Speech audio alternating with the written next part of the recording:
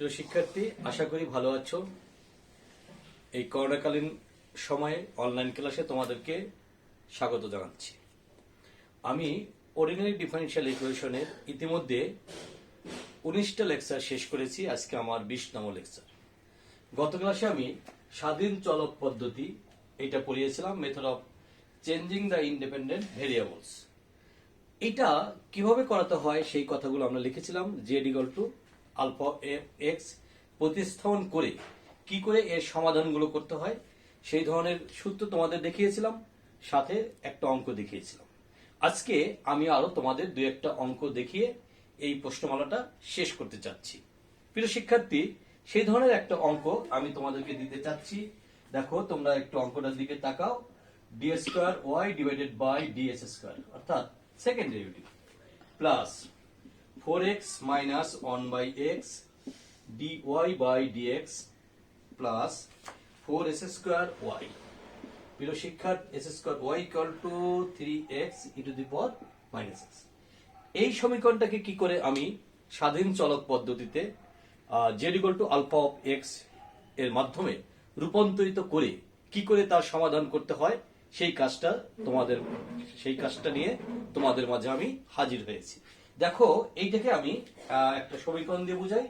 এটা হচ্ছে আমার 1 নম্বর সমীকরণ। আমি এটাকে যদি এভাবে বলি, দেখো তো তোমরা প্রিয় শিক্ষার্থী, d square y divided by d of s square.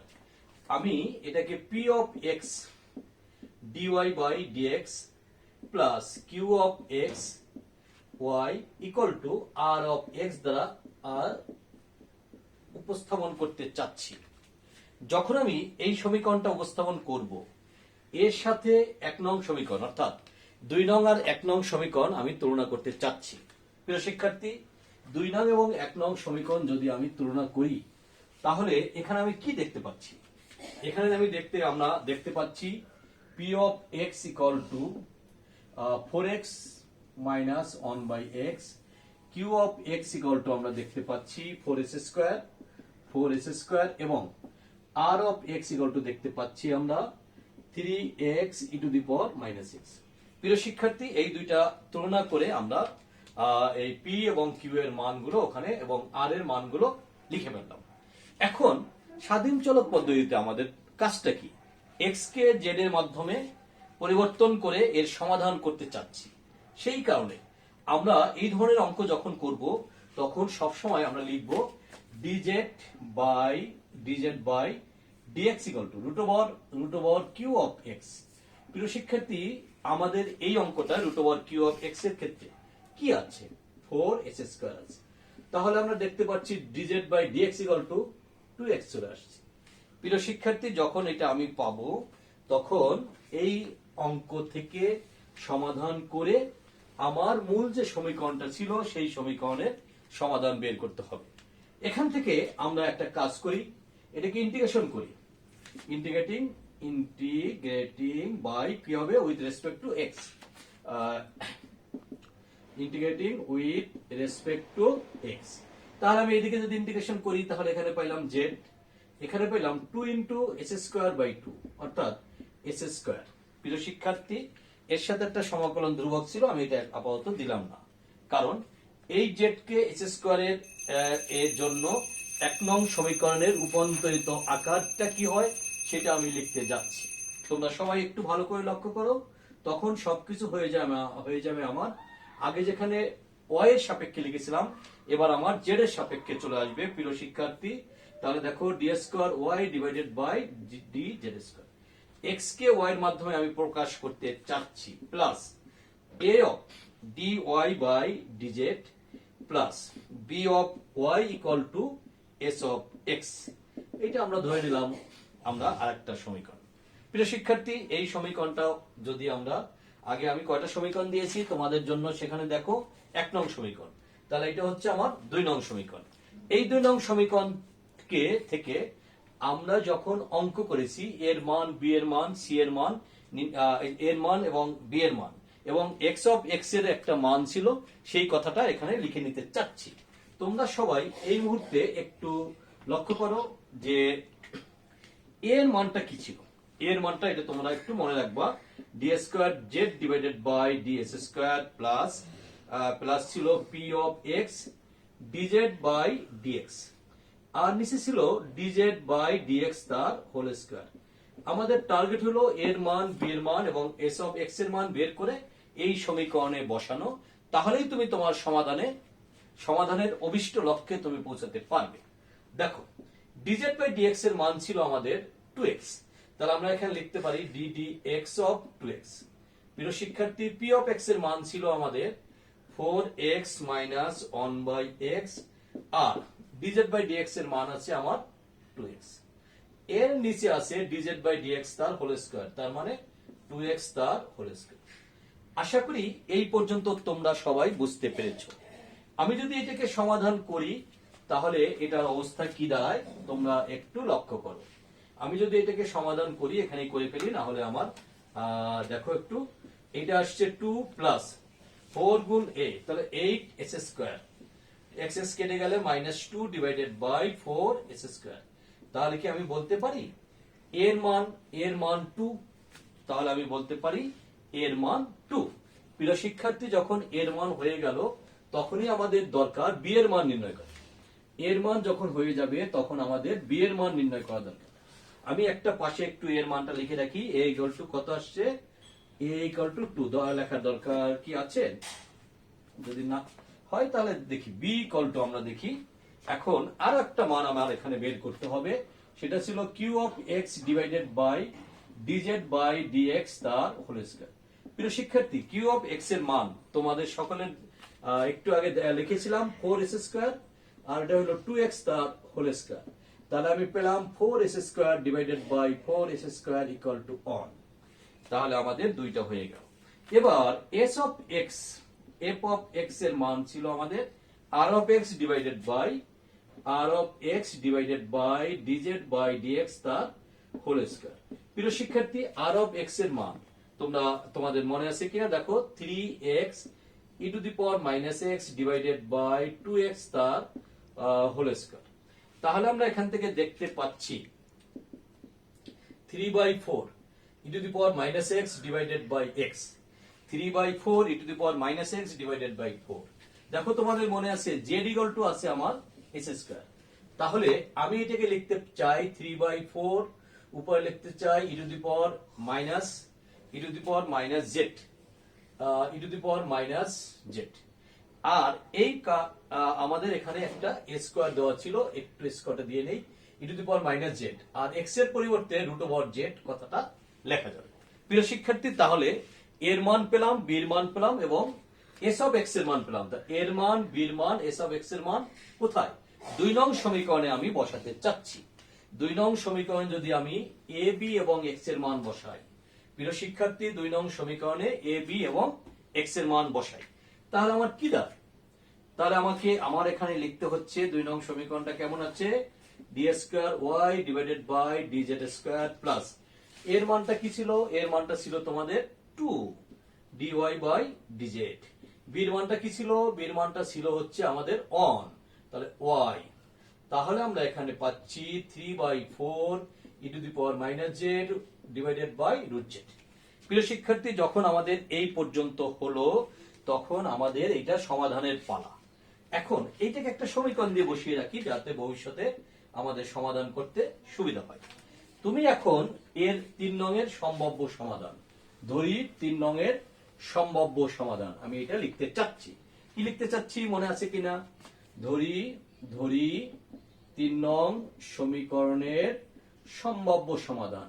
এই সম্ভাব্য সমাধান তোমাদের সবারই মনে আছে কিনা দেখো, y equal two e to the power mx, তাহলে এখানে mz, y equal two e to the power mz। তাহলে কয়বার ডিফারেন্সিয়েট করতে হবে? একবার, দুইবার। তাহলে আমার অক্সিলারি ইকুয়েশন আমরা লিখে ফেলি। অক্সিলারি ইকুয়েশনের ক্ষেত্রে y অফ c, প্রিয় শিক্ষার্থী আগে অক্সিলারি ইকুয়েশনে লিখে নিই। তাহলে কয়বার হলো? দুইবার। তাহলে m square plus 2m plus 1, m square plus 2m plus 1। তাহলে কি হলো? m প্লাস 1 তার হোল স্কয়ার ইকুয়াল টু 0। তাহলে m equal to -1, m equal to -1। প্রিয় শিক্ষার্থী, যখন আমাদের এই মানটা হলো, এবার আমি যেটা লিখতে চেয়েছিলাম কমপ্লিমেন্টারি ফাংশন কি, y of c। C one E to the power minus z plus, যখন আমার রিপিট হয় তোমাদের সকলেরই মনে আছে, সেই ক্ষেত্রে একটা ডাবল আসে, তাহলে মানে কি জেড বসবে, তাহলে E to the power minus Z. প্রিয় শিক্ষার্থী, যখন আমাদের এই কাজটা হলো, এখন দেখো C one E to the power Z, Z মানে হলো X square plus C two X square E to the power minus square, এই হলো আমাদের সর্বসাকুল্যে তখন তোমাদের সমীকরণটা দাঁড়াবে। প্রিয় শিক্ষার্থী, এই সমীকরণ যখন হবে তাহলে আমার কমপ্লিমেন্টারি ফাংশন হয়ে গেল। এখন আমাদের একটা কাজ, কি কাজ? পার্টিকুলার ইন্টিগ্রাল তৈরি করা। এই পার্টিকুলার ইন্টিগ্রাল তৈরি করতে হলে তোমাদের কি মনে রাখতে হবে সেটা তুমি কিভাবে করবে। তখন এই ইকুয়েশনটাকে তুমি এভাবে আর লিখতে পারবে না। তুমি এই ইকুয়েশনটাকে এখন তুমি একটু লিখে রাখো। আমি পার্টিকুলার ইন্টিগ্রালটা এখানে রেখে দিলাম, আর বাকিগুলো সব মুছে ফেলতে চাচ্ছি। দেখো এখানে কি লিখতে চাচ্ছি, ওয়াই অফ সি। দেখো এই সমীকরণটাকে আমি এখন পার্টিকুলার ইন্টিগ্রাল লেখার জন্য আমি কিভাবে লিখতে পারি, এটা কত ডেরিভেটিভ? দুইবার। তাহলে আমরা একটাকে লিখতে পারি D square plus two D plus one of Y, আর ডান দিকে লিখতে পারি 3/4 E to the power minus Z root over Z. প্রিয় শিক্ষার্থী, 3 নং সমীকরণটাকে আমরা এই পদ্ধতিতে লিখে নিতে পারি, কারণ পার্টিকুলার ইন্টিগ্রাল করতে গেলে এইটা আমাদের তখন দরকার হয়ে যাবে। এটাকে আমি লিখতে চাই D plus one whole square of Y equal to 3/4 E to the power minus Z, আর আছে নিচে রুট ওভার জেড। তোমাদের যখন এই পর্যন্ত হবে, এখন তোমাদের অবশ্যই মনে আছে এই ধরনের অঙ্ক আমি অনেক করেছি। দেখো সেখানে আমি করেছিলাম তোমাদের সবার জন্য পার্টিকুলার ইন্টিগ্রাল। দেখো তো পার্টিকুলার ইন্টিগ্রাল এইটা যখন করেছিলাম তখন আমরা লিখতাম এটাকে y p one by function of d, অর্থাৎ যা আছে এটাকে পুরোটাকে নিচে লেখা, তাহলে d of one whole square, সাথে লিখতে হবে যা ডান দিকে যা আছে সেই মানটা। ডান দিকের মানটা কি আছে, 3/4 E to the power minus Z and root over Z. আশা করি তোমরা সবাই এই পর্যন্ত কারো কোনো প্রশ্ন থাকা উচিত নয়। এবার E to the power minus Z. প্রিয় শিক্ষার্থী, আমি যদি এইটাকে এভাবে লিখি, দেখো 3/4টাকে আগে লিখে নেই, E to the power minus জেডটা লিখে নেই। E to the power minus Z যখন লিখবো তখন অন বাই ডি এর পরিবর্তে আমরা এখন অন লিখে নিতে চাচ্ছি। তখন তোমাদের কাজটা হচ্ছে কি, ডি মাইনাস অন, যেহেতু মাইনাস আছে, আর একটা প্লাস অন, তার সাথে দাও এ স্কোয়ার, আর জেড টু দি পাওয়ার এখানে মাইনাস হাফ নিয়ে আসো, তোমাদের ক্যালকুলেশন করতে সহজ হবে। প্রিয় শিক্ষার্থী, এইটুক যাদের হলো তারা অবশ্যই বাকি অঙ্কগুলো অনায়াসে করে নিতে পারবে। তারপর আমি তোমাদের এই পরের স্টেপগুলো দেখাতে চাচ্ছি। 3/4 E to the power minus Z, এখানে থাকছে one by D square, one by D square of Z to the power minus half. তাহলে Z to the power minus half যদি থাকে তখন তার ইন্টিগ্রেশন করলে কি দাঁড়ায়? প্রিয় শিক্ষার্থী, সেই কাজটা আমরা এক এক করে করতে চাচ্ছি। যখন আমি প্রথম ধাপ করব তোমাদের, সেই প্রথম ধাপটা একটু দেখো। প্রথম ধাপটা আমি তোমাদের একটু দেখাতে চাচ্ছি। এগুলো কি? Particular integral. কি হলো? 3/4 E to the power minus Z, এইটাকে যদি আমি একবার ইন্টিগ্রেশন করি, একবার, তাহলে অন বাই ডি থাকলো, এইটাকে যদি করি তাহলে Z to the power minus half plus one divided by minus half plus one. প্রিয় শিক্ষার্থী, আশা করি এই পর্যন্ত তোমাদের সকলেরই কথা হলো অন বাই জেড, আর এইটাকে যদি উল্টে দেই তাহলে একটা 2 চলে আসে, আর এই জেড এর পাওয়ার তখন হাফ চলে আসে। তাহলে প্রিয় শিক্ষার্থী, তোমাদের জন্য আমি এখানে লিখতে চাচ্ছি 2 এর 2 2 E to the power minus Z one by Z of Z to the power half. One by Z of Z to the power half মানে হচ্ছে জেড এর power half plus one divided by half plus one. তাহলে এখন তুমি ক্যালকুলেশনটা শেষ করো, দেখো এখানটা কি দাঁড়ায়। তাহলে আমরা এখন দেখতে চাই এই জায়গাটায় আমাদের কি আসছে। দেখি তাহলে 3/2 E to the power minus Z, 2 কে 2 এক 3, তাহলে উপরে চলে যাবে 3, নিচে চলে যাবে 2, অর্থাৎ 3/2 না, নিচে আছে 3/2। একটু দাঁড়াও, আমি ক্যালকুলেশনটা করে নেই। পাওয়ার 3/2 আর নিচে আসছে 3/2। ওকে, তাহলে আমার এটা কেটে যাচ্ছে। প্রিয় শিক্ষার্থী, তাহলে আমাদের জন্য আসছে জেড এর power 3/2 E to the power minus Z, Z এর power 3/2 E to the power minus Z. যখন তোমাদের এই পর্যন্ত কাজ হবে তখন তোমাদের মনে করতে হবে জেডটা কার, জেড স্কোয়ার ইকুয়াল টু ছিল আমাদের মনে আছে Z equal to S square. তাহলে আমি এখানে লিখতে চাই এস স্কোয়ার এর power 3/2 E to the power minus S square, কাটো 2 আর 2 কেটে গেলে এক্স কিউব, তাহলে X cube E to the power minus S square, X cube E to the power minus S square. যেহেতু জেড এর মানটা ছিল এস স্কোয়ার, প্রিয় শিক্ষার্থী যখন আমরা এই পর্যন্ত আসতে পারবো তখন আমাদের সাধারণ সমীকরণ এইটা আমি লিখতে পারবো। কিভাবে লিখতে পারবো? এই দেখো সাধারণ সমীকরণের সূত্র ছিল আমাদের, দেখো সাধারণ সমীকরণ, সাধারণ সমীকরণ অর্থাৎ এই সাধারণ সমীকরণের সূত্র কি ছিল? y equal two y seed plus y of p। এটা কি আমাদের y অফ p, yc এর মান কত? c1 E to the power minus S square plus c2 S square E to the power minus S square plus x cube E to the power minus S square. তাহলে আমাদের অবস্থা দাঁড়াবে, প্রিয় শিক্ষার্থী আমাদের অবস্থা দাঁড়াবে এই। তাহলে এটি কি হলো? আমাদের জেনারেল সলিউশন হয়ে গেল কার সাপেক্ষে? আমরা যেটা শিখেছি স্বাধীন চলক পরিবর্তনের সাথে সাথে, অর্থাৎ z equal to alpha of x এই মানটা বসিয়ে, অর্থাৎ এক্স এর পরিবর্তে তখন জেড এর ফাংশন বসিয়ে আমরা কি করে সমাধান করতে পারি সেই কাজটা তোমাদেরকে আমি দেখালাম। আশা করি তোমরা এইটুক সবাই বুঝতে পেরেছো বা পারবে বলে আশা করতে পারি। যদি এটা পারো তাহলে আমি আরো একটা অঙ্ক করে তোমাদেরকে আর একটু প্র্যাকটিস করার মধ্যে নিয়ে আসতে চাচ্ছি। দেখো তাহলে আরেকটা অঙ্ক প্র্যাকটিস করি, তাহলে এই প্রশ্নমালাগুলো আমাদের শেষ পর্যায়ে চলে আসবে। দেখো আমি আরেকটা অঙ্ক তোমাদের জন্য চুজ করেছি। দেখো d square Y divided by DS square plus minus d y by d x 4x cube y equal to 8x cube sine of s square. প্রিয় শিক্ষার্থী এই ধরনের একটা অঙ্ক যখন থাকে আমরা ইহা দ্বারা কিভাবে স্ট্যান্ডার্ড ইকুয়েশন তৈরি করতে পারি সেই জন্য দেখো আমি এটাকে প্রথম x দ্বারা ভাগ করতে চাচ্ছি, কারণ এই এক্সটা এখানে না রেখে যদি আমি এটাকে সরিয়ে লিখি তাহলে আমাদের অবস্থাটা কি দাঁড়ায়। কেন এটা করতে যাচ্ছি সেই ব্যাখ্যা আমি তোমাদের দিচ্ছি। দেখো এক্স স্কোয়ার ওয়াই এটা হায়ার ডেরিভেটিভ, এটা বাম পাশে কোনো সহগ আমি রাখতে চাচ্ছি না ক্যালকুলেশনের স্বার্থে। তাহলে কি হলো? এটাকে আমি 1 নং সমীকরণ নির্ণয় করে নিলাম।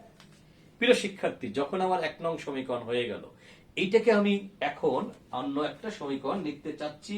ইয়াকে কি করতে চাচ্ছি? 1 নং সমীকরণকে দেখো d square Y divided by DS square plus p of x d y by d x plus q of x of Y equal to r of x.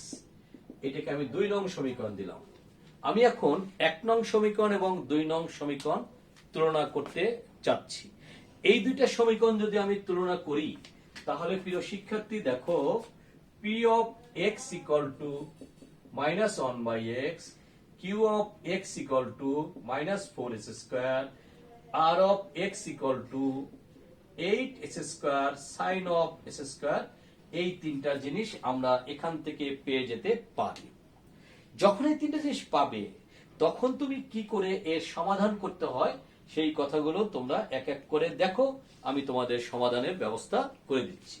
প্রিয় শিক্ষার্থী এইটা যখন হলো তখন আমাদের কাজ হলো জেড এর ট্রান্সফার করা। কিভাবে? D z by d x equal to আমাদের মনে আছে root over q of x লিখতে হবে, সেই কাজটা দেখো আমি করতে চাচ্ছি। তাহলে দেখো ডিজেড বাই ডিএক্স আমরা জানি d z by d x equal to root over হয় কিউ এক্স অথবা মাইনাস কিউ এক্স, সেটা নির্ভর করবে এখানে আমার কি চিহ্ন দেওয়া আছে। ঋণাত্মক থাকলে তখন আর তার বর্গমূল করা যাবে না, বিদায় আমরা এই মুহূর্তে তখন জটিল সংখ্যা চলে আসবে সেটাকে ওভারলুক করার জন্য। তাহলে আমরা এটা লিখবো মাইনাস কিউ অফ এক্স, মনে থাকে জানো এই কথাটা।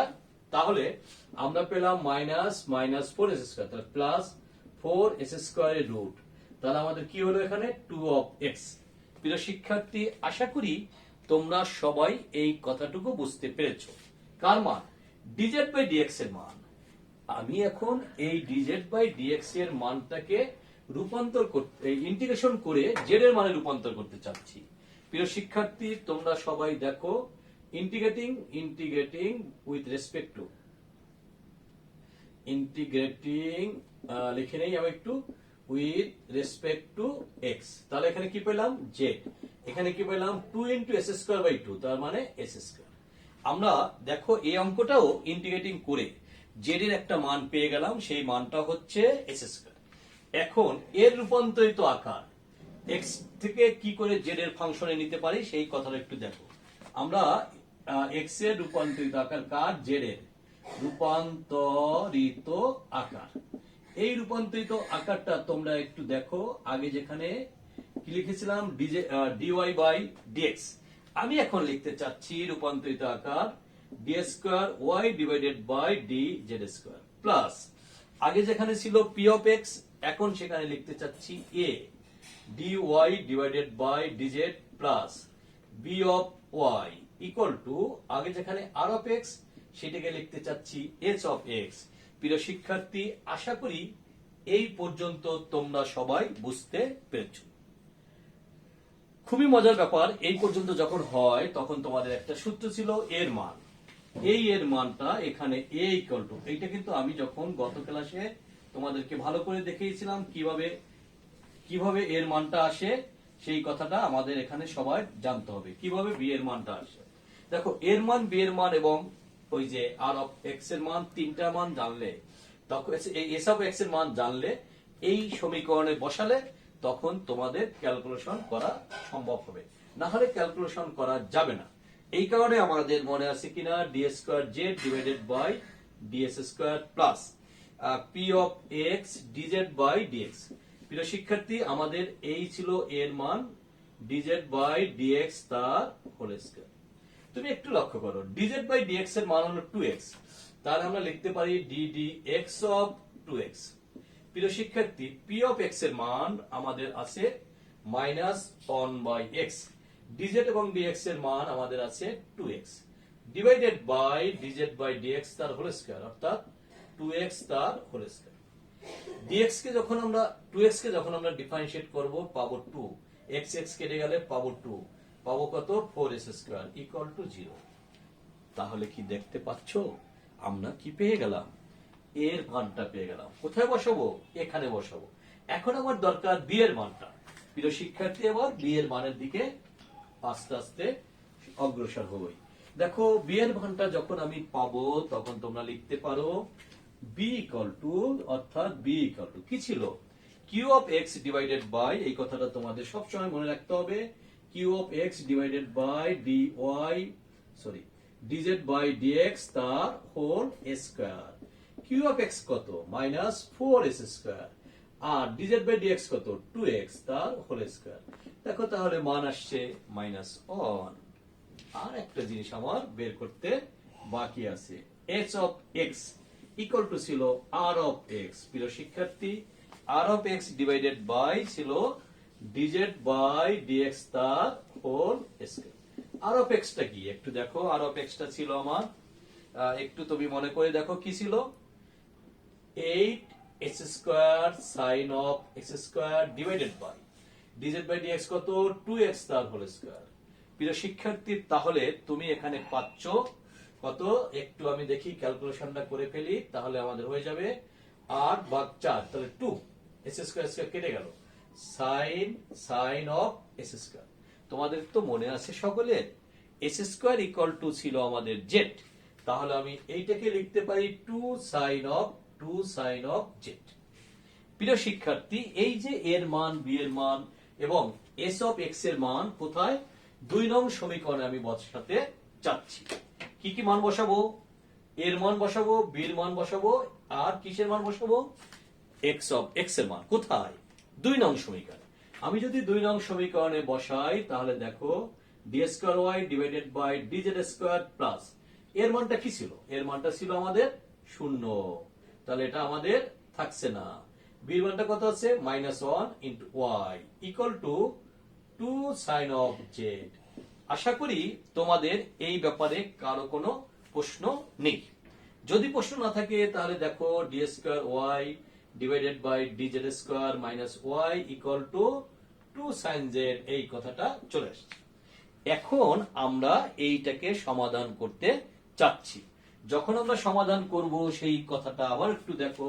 রাইট হ্যান্ড সাইড প্রথম কি করব, অক্সিলারি ইকুয়েশন বানানোর জন্য 0 ধরে নিব। তাহলে দেখো আমরা সমাধান করার জন্য আগে লিখে নেই d square y divided by d z square minus y equal to 0 এর সম্ভাব্য সমাধান। সম্ভাব্য সমাধান কি লিখেছিলাম তোমরা দেখো, আগেরটাও যা এখনটা তাই, কারণ y equal two E to the power mz, y equal two E to the power mz। তাহলে অক্সিলারি ইকুয়েশনের ক্ষেত্রে দেখো আমরা পাবো m square minus 1 equal to 0। প্রিয় শিক্ষার্থী, তোমাদের সকলের আশা করি এই কথাটা বুঝতে কোনো সমস্যা হলো না। m equal to plus minus 1, m equal to কি হলো তাহলে, প্লাস মাইনাস 1। তাহলে কমপ্লিমেন্টারি ফাংশন বের করতে হলে আমরা লিখতে পারি কমপ্লিমেন্টারি ফাংশন কি দিয়ে প্রকাশ করেছিলাম, y of c, c on E to the power z, মানে অন z। তাহলে অন z মানে হচ্ছে শুধু z, plus c2 E to the power minus z। এখন দেখো z equal to s square আমরা কথাটা এখানে লিখে নিতে পারি যদি তুমি লিখতে চাও। তাহলে কি লিখবো, এখনই লিখলে চাইলে z equal to s square plus c2 E to the power minus s square. প্রিয় শিক্ষার্থী, আমাদের কমপ্লিমেন্টারি ইকুয়েশন লেখা হয়ে গেল। এবার আমরা আসি এই সমীকরণ থেকে কি করে পার্টিকুলার ইন্টিগ্রাল নির্ণয় করা হয়। এটা খুবই সহজ। আমরা পার্টিকুলার ইন্টিগ্রালটা এই মুহূর্তে আমরা একটা সহজ জিনিস দেখতে পাচ্ছি। একটু এটা থাক এখানে। পার্টিকুলার ইন্টিগ্রালের ক্ষেত্রে তুমি লিখতে পারো এইটা ইকুয়েশনটাকে কিভাবে লিখতে পারো, d square on of Y equal to, right hand side কি ছিল, 2 sin z, 2 of sin z। এখন এই পার্টিকুলার ইন্টিগ্রালের ক্ষেত্রে আমরা y of p equal to 1 by d square minus 1, আর কি লিখতে হবে, 2 sin of z, 2 sin of z। প্রিয় শিক্ষার্থী, আশা করি তোমাদের সকলের এই কথাটা মনে আছে, sin of ax plus by। তাহলে z এর কি আছে, বাম পাশে আছে একটা অন, তার সহগ কত, অন। তাহলে কি হবে, এটা 1 by minus 1 square minus 1 into 2, 1 by 1 এত ইন্টু sin z। প্রিয় শিক্ষার্থী, তাহলে আমরা পাইলাম 1 আর 1 2, 2 দিয়ে কেটে গেলে মাইনাস sin অফ z। তাহলে তোমাদের অঙ্ক শেষ পর্যায়ে চলে আসছে। কি চলে আসছে দেখো, sin of z। sin of z কার মান, z এর মান কত, তাহলে মাইনাস sin অফ z এর মান হলো s স্কয়ার। তাহলে আমরা এখন শেষ মুহূর্তে যে কাজটা করতে চাচ্ছি সেটা তোমরা একটু লক্ষ্য করে দেখো। কি কাজটা করতে চাচ্ছি, সাধারণ সমাধান করতে চাচ্ছি। সাধারণ সমাধান কেমন ছিল, সাধারণ সমাধান কেমন ছিল মনে আছে কিনা, y equal two yc plus yp। দেখো আমি yc এর মানটা এখানে রেখে দিয়েছি যাতে আমার লিখতে সুবিধা হয়, c2 E to the power minus s square minus sine of s square. প্রিয় শিক্ষার্থী, তাহলে কি হলো, আমরা আরো একটা অঙ্ক করে স্বাধীন চলক পদ্ধতি, যেটা আমরা বলেছি পরিবর্তন পদ্ধতির কথা, সেই পরিবর্তনের সাপেক্ষে এই অঙ্কগুলো সমাধান করতে পেরেছি। প্রিয় শিক্ষার্থী, তোমাদের আশা করি এই ব্যাপারে কারো কোনো প্রশ্ন থাকবে না। তোমাদের জন্য আমি আজকে একটা হোমওয়ার্ক দিতে চাই। এই হোমওয়ার্কটা তোমরা বাসার মধ্যে করবে এবং যদি কেউ না পারো কমেন্ট বক্সে আমাকে দিলে পরবর্তী দিন আমি তোমাকে করে দিতে পারবো। তাহলে এই প্রশ্নমালাটা আমার শেষ হয়ে যাবে, আমি নতুন অধ্যায় আবার নতুন করে শুরু করতে পারবো। প্রিয় শিক্ষার্থী, তোমরা সকলে একটা হোমওয়ার্ক লিখে নাও। হোমওয়ার্কটা হচ্ছে এরকম, এই হোমওয়ার্কটা তোমাদের এই প্রশ্নমালার জন্য একটা হোমওয়ার্ক দিলাম।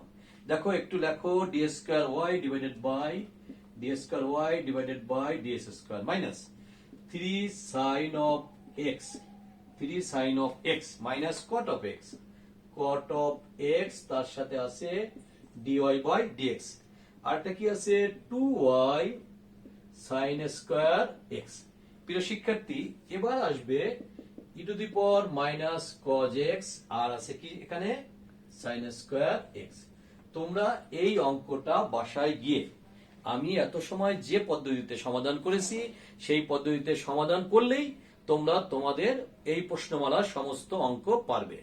সবাই ভালো থাকো, সুস্থ থাকো এই কামনা করে আজকে তোমাদের কাছ থেকে বিদায় নিচ্ছি। ধন্যবাদ সবাইকে।